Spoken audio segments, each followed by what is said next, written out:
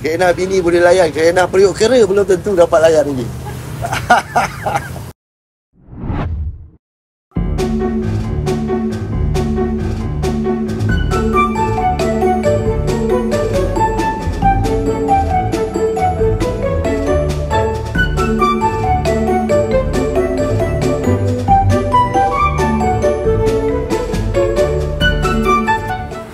Nama saya Nur Ashraf bin Masyalhan sebagai seorang peniaga lemang bermusim. Lemang periuk kera tu ialah kalau macam kanak-kanak selalu tengok cerita Upin Ipin yang Tok Dalang ada buat lemang periuk kera. Itulah dia. Kalau ikutkan lemang periuk kera ni zaman dulu pun orang dah makan. Bukan kata sekarang. Cuma orang sekarang mungkin dia tak berapa kenal dengan lemang periuk kera. Periuk kera ni adalah satu tumbuhan periuk kera. Periuk kera ni juga ada beberapa jenis. Salah satu jenisnya yang bertutup itu adalah racun. Dan satu lagi pemangsa. Periuk kera pemangsa yang apabila serangga masuk, dia tutup, dalam dia telah ditakung air. Itu tidak boleh dibuat periuk kera lah. Tidak boleh dibuat lemang lah. Cuma periuk kera ni tidak ada tutup. Dia hanya terbuka je. Keistimewaan periuk kera ni, rasa dia lain. Kalau macam lemang selalu orang beli takut ada kerak. Lemang periuk kera ni dia takkan ada kerak. Dia memang lembut saja. Dan lemak dia memang lagi lemak daripada lemang biasa. Periuk kera ni saya dapatkan daripada orang asli di Pahang lah. Dia orang lah yang hantar ataupun kita orang yang pergi ambil. Proses untuk buat periuk kera ni kita perlulah hiang dia dahulu.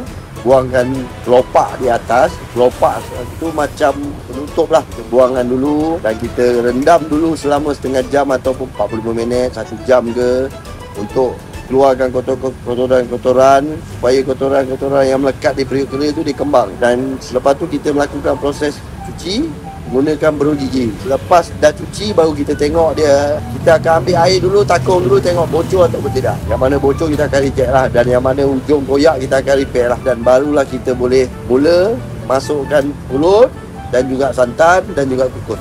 Permintaan periuk kera sekarang amat-amatlah memuaskan, amat-amat tinggi sekali. Okey, bagi orang kadang-kadang ada yang mengatakan lemang periuk kera ni tak bersih. Dia mengatakan tandas tupai ataupun tandas haiwan. Tapi sebenarnya benda ni kita cuci. Sedangkan kalau kita pergi makan pun, kalau seseorang tu tangan kiri dia tidak berbungkus, dia pegang makanan tu pun tangan tu pegang najis. Tapi ini kita orang cuci. Boleh datang dan juga tengok depan-depan kita orang cuci macam mana, bersih atau tidak. InsyaAllah takkan saya nak jual benda yang tidak bersih. Dan belum ada lagi orang yang makan periuk kera ni mati ataupun sakit.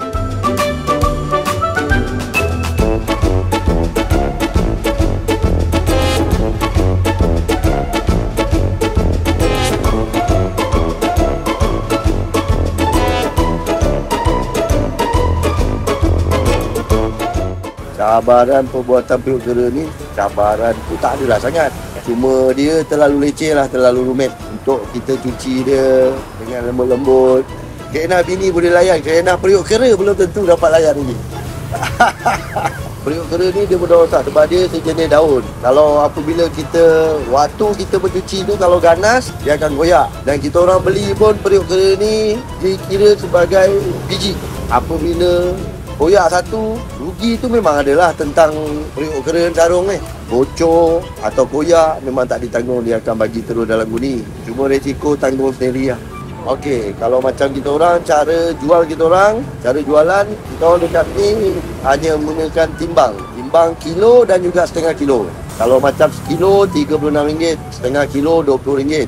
Impian dan harapan peribadi, kalau saya dapat tanah, satu bidang tanah pun cukup lah. Saya akan tanam periuk kera ni, saya akan jadi pembekal kepada peniaga-peniaga lemang periuk kera. Dan satu lagi nasihat saya kepada orang ramai, orang asli petik periuk kera takkan pupus. Sebab dia orang menggunakan gunting, dia akan gunting batang yang dikelonsong. Dia bukan cabut akar, tidak. Dia hanya gunting saja tangkai dia. Yang mencemarkan periuk kera ni adalah pembalak-pembalak haram yang akan merosakkan periuk kera ni. Okey, kalau misal kata orang ramai nak dapatkan lemang periuk kera Ampang ni yang dah siap masak, bolehlah datang di kedai kami di Lemang Periuk Kera Ampang, berhadapan Laman Niaga Ampang Waterfront. Lemang Comel Ampang ataupun Lemang Periuk Kera Ampang.